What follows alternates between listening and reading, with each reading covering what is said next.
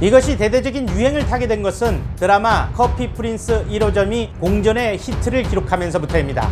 결국 대한민국의 대부분의 와플은 리에주식도 브뤼셀식도 아닌 한국식 와플이 되어버렸습니다. 그러던 것이 2020년 크로플이라는 것이 혜성과 같이 등장합니다. 근데 이 인기가 심상치 않습니다.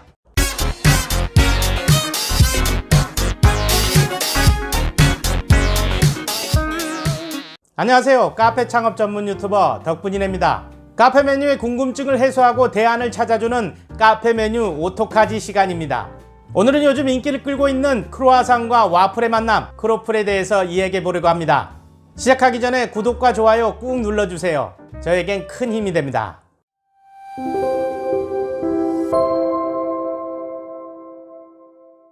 20년 전 와플은 대표적인 길거리 음식 중에 하나였습니다. 이 길거리 와플은 지금도 재래시장이나 시골 장날에 가면 종종 볼 수가 있죠. 길거리 음식답게 주로 값싸고 묽은 밀가루 반죽을 얇은 와플 틀에 부어서 빨리 구워낼 수 있도록 고안되었습니다.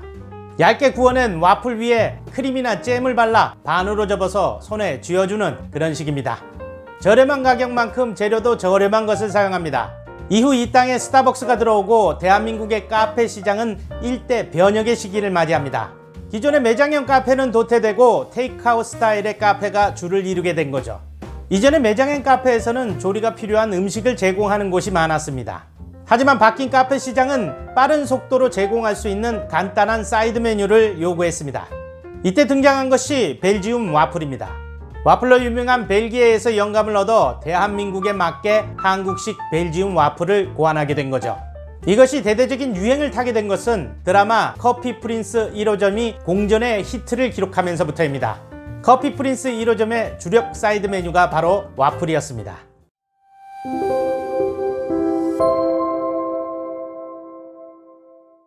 와플의 역사는 중세시대부터니까 오래되었다고 볼 수 있습니다. 벨기에에서부터 유래되었다고는 하나 정확하지는 않습니다. 팬케이크를 만들다가 우연히 요철 모양을 만들게 되었고 그 사이로 잼과 시럽이 흐르지 않는 것을 보고 이 격자 문양을 계속 사용하게 되었다고 하죠. 그러니 와플은 팬케이크의 사촌인 셈입니다. 나이키 신발 밑창의 요철 모양도 와플을 보고 영감을 얻어 만들었다고 하니까 이래저래 와플은 문화적 파급력도 갖춘 셈입니다. 이러한 유래 때문에 와플은 벨기에가 유명합니다. 벨기에 와플은 두 가지 스타일이 있습니다. 리에주식과 브뤼셀식입니다. 리에주식은 모양이 둥글고 진반죽을 사용하며 무엇보다도 펄슈가라는 씹히는 설탕이 들어가는 특징을 가지고 있습니다. 반면에 브뤼셀식은 모양이 사각이고 묽은 반죽을 사용하며 펄슈가가 들어가지 않기 때문에 슈가 파우더를 뿌려줍니다. 우리나라 카페에서 벨기에 와플이라고 불리며 유행했던 것은 리에주식의 변형이었습니다. 당시에는 제대로 된 리에주식 와플을 만들고 싶어도 리에주식 와플의 가장 중요한 요소인 펄슈가를 구할 수가 없었습니다. 일본제 우박설탕이라는 것을 대신해서 사용하려고 해도 비정기적으로 수입되는 터라 구하기도 어려웠을 뿐더러 무엇보다 가격이 비싸 사용할 수가 없었던 것이죠. 거기에 벨기에 와플이 인기를 끌면서 기업에서 와플 믹스라는 것을 출시했는데 이 믹스의 반죽 레시피가 묽게 사용하는 것이었습니다. 그러니까 리에주식 와플을 만들려고 하면서 브뤼셀식 반죽을 사용하게 된 겁니다. 결국 대한민국의 대부분의 와플은 리에주식이라고 표방은 하지만 실제로는 리에주식도 브뤼셀식도 아닌 한국식 와플이 되어버렸습니다.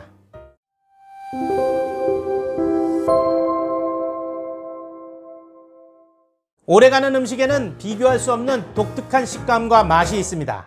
리에주식 와플이 질리지 않고 오랜 동안 사랑받아온 이유는 겉바속촉의 쫀득한 식감과 녹지 않고 씹히는 펄슈가의 독특한 맛에 있습니다. 하지만 한국식 벨기에 와플은 이 두 가지가 다 없습니다. 당연히 유행을 탈 수밖에 없고 오래 갈 수가 없게 됩니다. 이렇게 벨기에식 같은 한국식 와플은 10년의 세월을 거치면서 유행의 뒤안길로 사라지게 됩니다.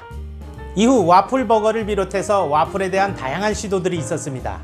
그렇지만 이렇다 할 큰 반향을 얻지 못했죠. 그러던 것이 2020년 크로플이라는 것이 혜성과 같이 등장합니다. 근데 이 인기가 심상치 않습니다. 크로아상 생지를 오븐이 아닌 와플기에 구워내는 것뿐인데 맛이 기가 막힙니다. 이렇게 조리가 간단하니 누구나 쉽게 만들 수 있고 그래서 확산이 빠릅니다. 값싸고 맛있으니 주인과 손님 모두가 만족합니다. 이게 또 희한한 것이 한국식 와플 반죽이 아니라 크로아상 생지를 구워내니까 이상하게 리에주식 와플의 식감과 맛이 나는 겁니다. 겉바속촉의 쫀득한 식감 말입니다. 이거야말로 한물간 와플의 화려한 부활 아니겠습니까?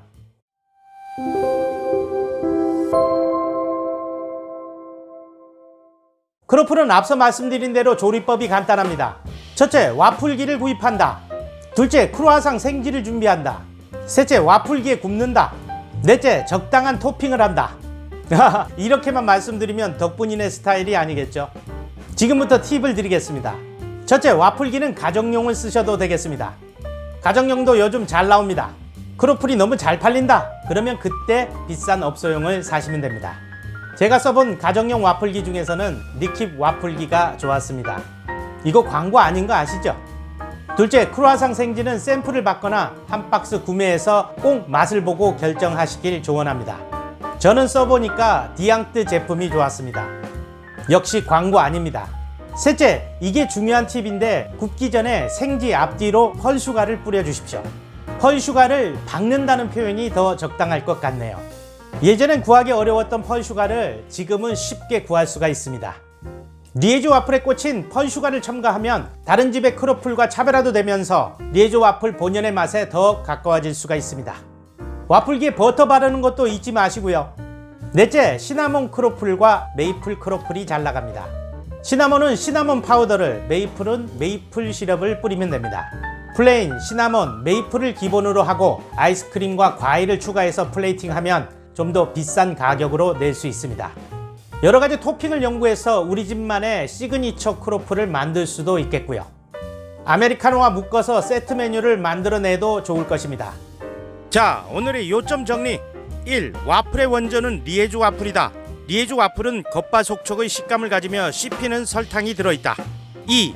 크로플은 리에조 와플의 맛에 가깝다.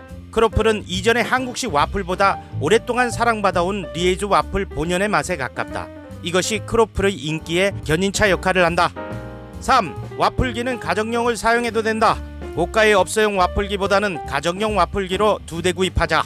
4. 크루아상 생지는 꼭 먹어보고 결정하자. 추천이나 입소문만으로 판단하지 말자. 5. 생지 앞뒤로 펄슈가를 뿌리자. 펄슈가를 넣으면 리에조 와플의 식감에 보다 더 가까워진다. 6. 토핑을 연구하자. 토핑을 연구하고 아이디어를 찾아서 내 카페만의 시그니처 크로플을 만들어보자. 어떠세요? 도움이 좀 되셨나요? 도움이 되셨다면 구독과 좋아요 꾹 눌러주세요. 저에겐 큰 힘이 됩니다. 이 채널이 있는 이유는 당신이 있기 때문입니다. 당신의 덕분입니다.